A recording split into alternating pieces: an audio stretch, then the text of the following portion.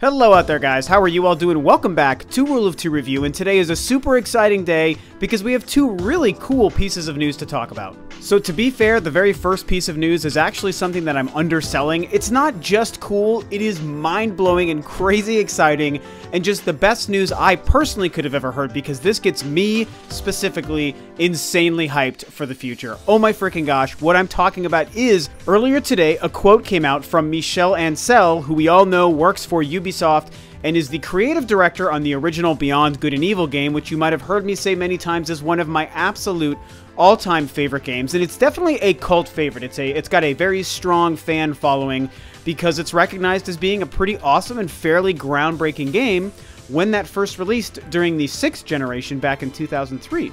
And this quote from Michel Ancel today basically confirmed two things.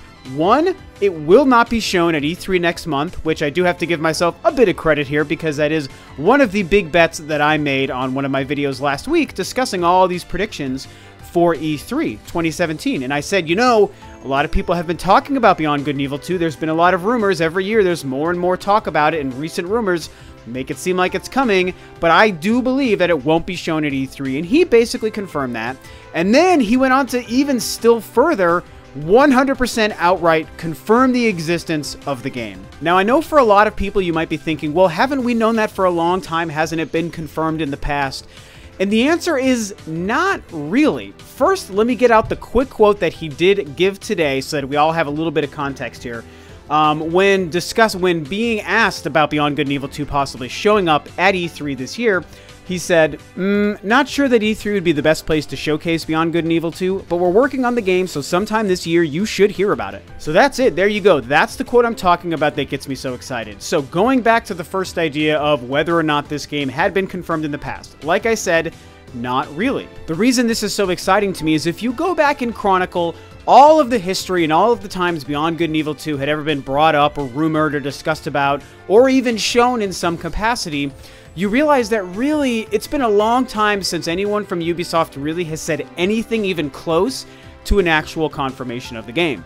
Of course, it was first revealed in 2008. There was a CG trailer that was revealed and released featuring Paige and Jade, and everyone got excited. Oh my god, this game is going to happen, and then it disappeared. There was some leaked footage that did show up online within the following couple of years, probably around 2009 or 10 or so, that was never 100% confirmed to be Beyond Good and Evil 2 footage at that time, but it basically is widely known and accepted to be that. It was a very interesting little clip of, you know, what looked like Jade running through the streets, and it was meant to showcase what the 7th gen was going to be making possible, the 360 and the PS3 at the time. And then it just disappeared, and no one ever saw it, no one ever heard of it, and every once in a while there'd be rumblings, every once in a while a small quote from Michel Ancel or someone at Ubisoft would come out and they'd be asked about it at every E3 and all these different things. And they would be very coy with how they responded and say things that make it sound like, yeah, you know, we like the idea of it. It's something we're thinking about working on, or, you know, the things we might need more power than what the current systems make available. Things like that. In fact, I believe it was around 2010 or 11 where Michel Ancel did say something about having the actual plans to work officially on the game called Beyond Good and Evil 2, and it is a plan for some time in their near future, but again, they didn't quite yet have the power from the current consoles at that time to make their vision work. And that was so many years ago. That was the last time we got anything anywhere near a confirmation. Since then, it's been rumors and scuttlebutt on the internet until today. You just heard this quote. He said, "We are working on it." Those exact words came out of his mouth, the guy responsible for that first game and obviously responsible for working on the sequel.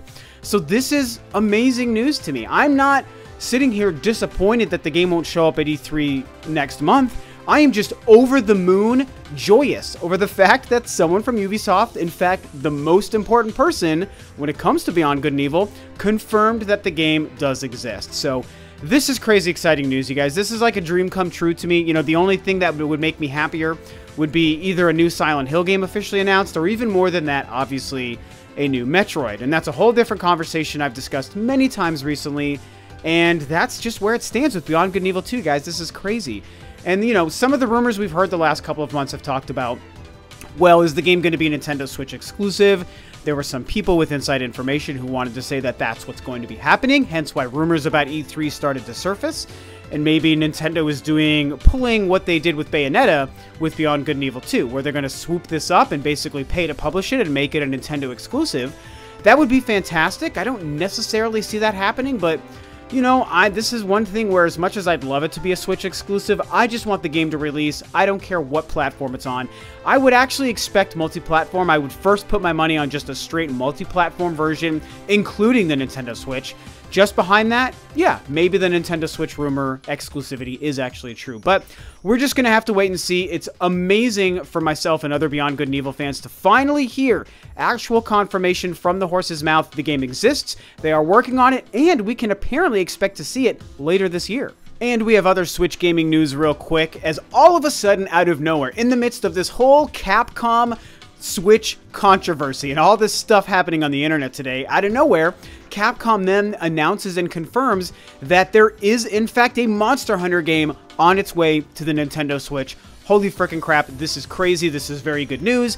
This gets me very excited because I am also, believe it or not, a humongous Monster Hunter fan. So this is just so insane to have these two big Nintendo Switch game pieces of news come out today. I mean, really, really exciting.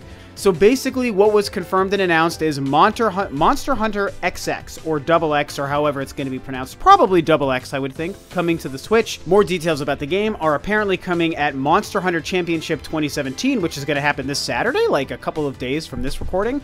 Didn't even really know that was a thing, even as a huge Monster Hunter fan, you guys, I'm going to be honest. I didn't know that that existed, but apparently it does, and they're going to reveal details at that time.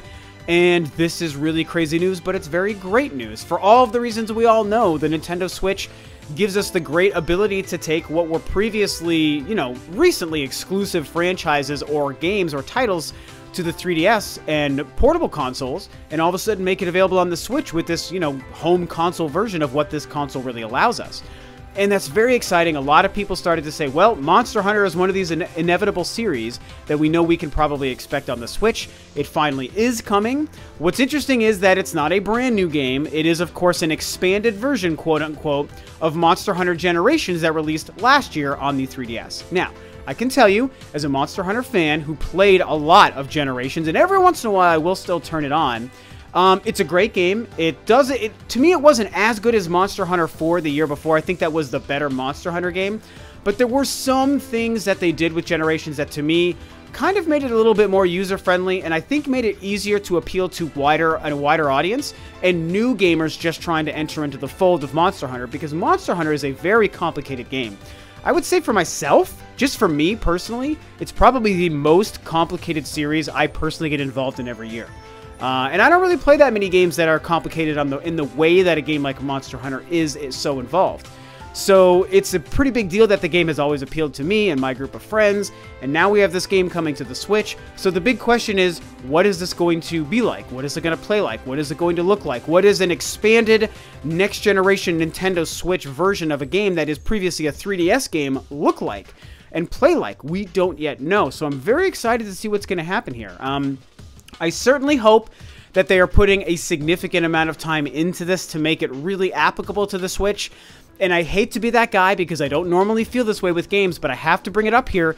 This is one of the few instances where I do want to see a significant graphical upgrade. I think that that is very important to making this game appealing, to making this game and this series viable on the console. I think if they take something that's just a slightly up-res or slightly better looking, or even a direct port to Monster Hunter Generations on the 3DS and put that on the Switch, I just don't think it's going to be a big hit. It's not going to get people excited. I don't think it's going to sell very well, and it could be seen as, you know, basically a huge mistake. But I don't really expect that. I'm really hoping to see something that looks very visually impressive, hopefully taking very strong advantage of the power under the hood of the Switch to really showcase why the console makes gaming better, especially games that are currently just 3DS titles.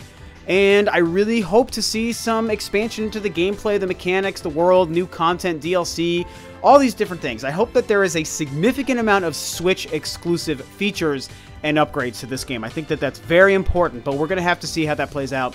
But like I was also saying, there was some controversy about some quotes from Capcom earlier today about Street Fighter 2 is coming out tomorrow, and Capcom is going to be looking very heavily at the sales to determine if they want to develop for the Switch in the future.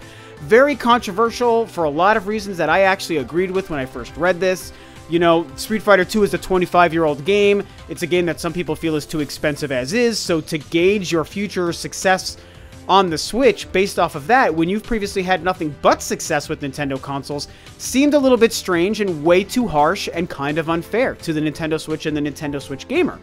But, you know, there is some talk. Even OJ, who runs Player Essence, has been talking about there might be a mistranslation. Maybe it's not as severe as it sounds. I don't personally know all the details right now, but I do have to say, the idea of that quote definitely didn't sit right with me and didn't make sense. So it was hard for me to outright believe it, which is why if it was true, it was making me kind of angry, and I was going to discuss that.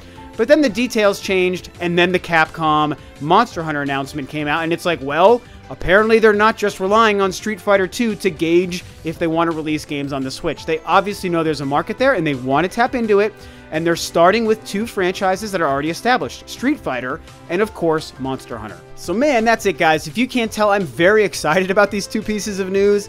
Beyond Good and Evil 2, oh my god, this is just insane. You guys, even if we don't see the game for another 2 years, the fact that just here and now, today, in 2017, Michel Ancel and Ubisoft finally said, damn it, this game is real, we're making it, you're going to see it soon.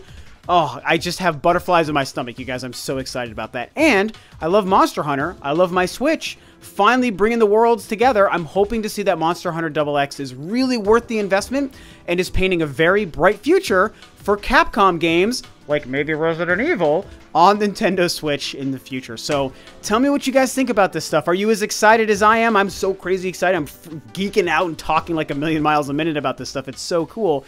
Do you think this is all exciting news for these two titles? Do you maybe not care? What do you think about this? Share your feelings as always below. Thanks, of course, for tuning in, guys. This is Rob of Rule of 2 Review, and I will catch you next time on another video.